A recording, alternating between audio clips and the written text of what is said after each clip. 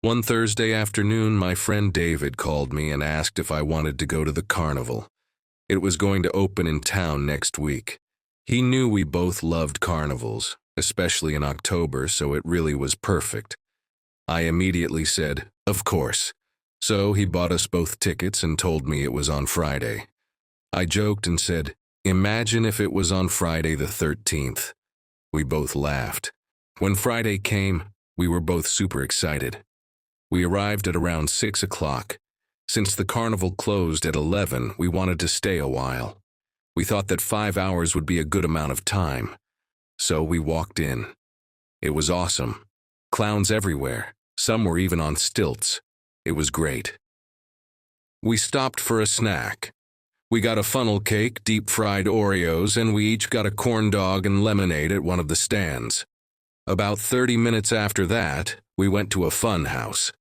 There were a lot of people inside, even though it didn't seem that busy. I guess a lot of people like fun houses. We heard over the loudspeakers that they were having an acrobatic performance at 9 o'clock. We thought that sounded really cool. We knew we had to go to that, so we set an alarm for 9 and kept walking around. We saw a giant roller coaster. I said I really wanted to go on it. David warned me and said that there usually are accidents on local carnival rides since there isn't much maintenance on them. I didn't care. I wanted to go anyway. He sighed, and we went together. It was cool, but I think he was right. It seemed like it could break any second. So we decided to go on a chiller ride, the Ferris wheel, and the sun was setting, so it would be a beautiful view. After we got off, they announced the acrobatic performance again, saying it would start in 10 minutes. We started walking over there when we almost got run over by a clown on a bicycle. We both jumped back. The clown yelled, "Sorry," but we could tell he didn't mean it since, after, he was laughing. We assumed he probably tried to run us over on purpose. We rolled our eyes and kept walking. When we were in front of the circus tent, we assumed that was it. We walked inside, and there was a woman selling popcorn. We bought a bag and sat down. Surprisingly, not many people were inside the tent, so we got a front row seat, eating popcorn, and eagerly waiting for it to start. For a moment, all the lights went out. We heard a kid behind us yell, "Turn the lights back on." No one listened. We waited in darkness for about 30 seconds. Then the lights came back on, but only small light bulbs on the stage. That was it. A man said over the loudspeaker, "I'm sorry for the inconvenience of the lights being out. They are working on it, but the show will still go on. Enjoy, everyone." At the end of the man talking, it sounded like a faint noise of something falling. Not loud like in the tent or over the loudspeaker, but like a recording on someone's phone. But the floor rumbled. "Did you feel that too?" David asked. I didn't say anything, I just nodded. We saw clowns walk out from the curtain, about 100 of them. I was wondering how they were all going to fit on stage, but one clown stood out from the rest. It didn't look happy like the others, not even sad, just blank, like no one was really there. Just a costume, no one in it. But I knew there was a person wearing the costume. It also just stood there staring. Actually, it looked like it was staring right at me. While the other clowns were doing tricks and flips, that clown just stood there. I tapped David's shoulder to see if he noticed. He looked over. I pointed to the clown. He then looked back at me, looking confused. "What is he looking at?" he asked. "Me, I think," I responded. He nodded. "Yeah, I think so. It kinda creeped me out, and I'm a grown man. I don't usually get creeped out, but this time I did." Tried to ignore it and kept watching the other clowns do tricks, but still, I kept looking over at that clown that was just blankly staring at me. After the show ended, it was about 10 o'clock, an hour before close. I was still creeped out, but I tried to brush it off. We went on a ride to clear my mind. Then I saw a game where you try to knock down the bottles and get a prize. Just one of those classic rigged games. But I decided to try anyway for my little sister. I saw a huge unicorn stuffed toy I knew she'd love, so I walked over to the game. I was actually able to knock over a lot of bottles, almost all, but I was one short of being able to get the unicorn. I begged the man to give me the unicorn. I said I would even buy another game just so I could get the unicorn for my sister. He agreed. I bought another game so I could get her the unicorn. He handed it over and we dropped it off in the car and came back. When we did, we saw that same clown standing behind a building, staring at us. I stood there, my jaw dropped. "Are you coming?" David asked. I nodded and came walking up. "Why were you standing there?" he asked. "That clown was standing there staring at me from around that building." I pointed in the direction. We walked over there. The clown was gone. I took a step back, turned around, and ran toward the crowd of people in front of a ride. I was out of breath. I turned around and saw David running toward me. He stopped behind me, trying to catch his breath. We were in line. We didn't even know for what. We just ran from where that clown was. When we were at the front of the line, it was Power Tower. "Oh no," David said. I laughed. I was nervous, but I didn't want him to know that. It was our turn to get on. I could tell David was terrified. We got seats next to each other. They strapped us in and we started going up. David's face went pale. I laughed, even though I was just as scared. David looked at me and said, "I want down." "We will be soon enough," I laughed again, an awkward laugh.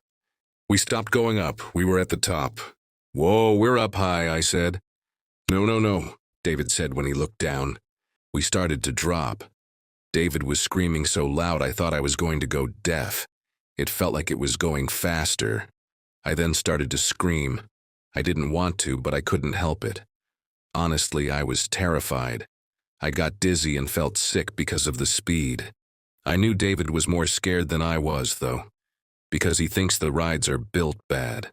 When we hit the ground, I looked over and saw David.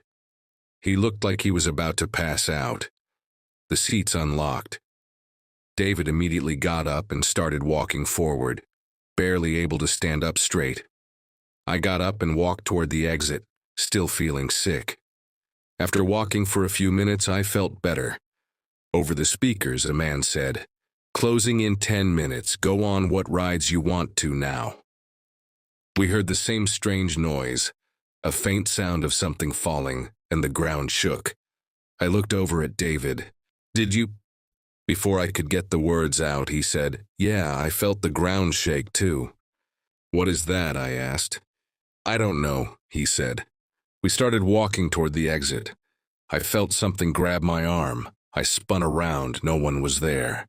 "What was that?" I said. "What was what?" David asked. "You grabbed my arm, didn't you?" I said. "No," he said. I didn't believe him. I was annoyed. We said bye, and then I started walking toward my car. When I heard loud footsteps behind me, I said, "I know that's you, David." I said in an annoyed voice, "It's not funny anymore." I still heard it. I finally spun around. I screamed when I saw it was that clown, that creepy, blank-staring clown. I started running toward my car. So did it.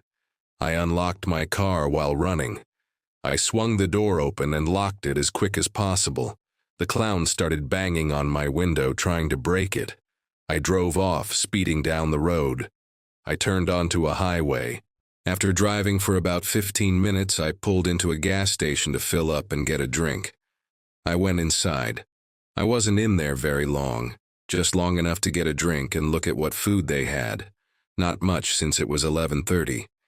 So, all I got was a Diet Coke. I was only in there for about literally 2 minutes. When I walked outside, I saw a car parked creepily close to mine. It was an old, rusty, classic red car. It wasn't getting gas either, just parked next to mine. I saw who was driving it. I couldn't move. I was in shock. It looked right at me. It was that clown. I could barely breathe. I was so scared. I got into my car and drove off. Luckily, I got gas before going inside. I turned back onto the highway, speeding. I don't know why, but I was still driving toward my house. I then turned onto a dark side road. I didn't like not being on the highway with a creepy clown stalking me, but I had to so I could get to my house. I turned onto my road, but I was still being followed, so I decided not to turn into my driveway. I sped around the corner and went in circles.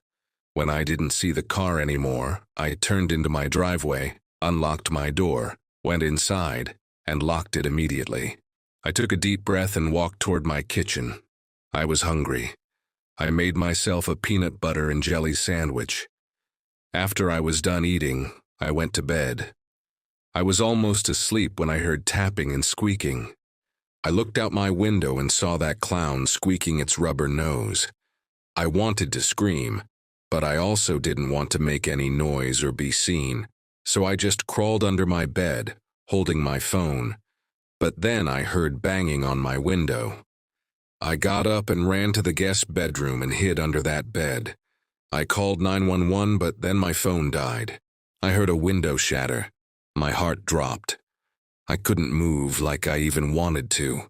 I was terrified knowing the police wouldn't be able to come since my phone died so quickly. But surprisingly, about 10 minutes later, the police arrived. I heard my door fly open and police sirens blaring. I heard one officer yell, "Anyone in here?" And then another yell, "Anyone? Get out now!" I got out, even though the clown might still be here. I ran up to one of the officers. She asked me if I was the only one in the house. "I don't know," I said. "I think there's still the clown in the house, but otherwise I'm the only one here." She nodded. "Okay, I'll look for them," she said. And then she walked into another room. "It's over here," a man yelled. The officer and I walked over there. We saw another officer handcuffing the clown. He removed the clown's mask. I gasped when I saw him. The man wearing the clown costume was honestly terrifying. He had short brown hair matted to his head, dark eyes that looked sunken in. I couldn't see much else because it was dark inside. But even though I couldn't see much of him, I could still tell he looked crazy. He looked like he had just come from an insane asylum. The officer asked him what his name was. He mumbled something. His voice was deep and raspy. No one could make out what he said. They arrested him. Someone told me that he was in prison. He had many charges for different crimes. But after he was arrested, I had nothing creepy happen anymore. Still, that was the scariest experience of my life. Don't forget to like, subscribe, and ring the bell if you would enjoy hearing more spine-chilling stories.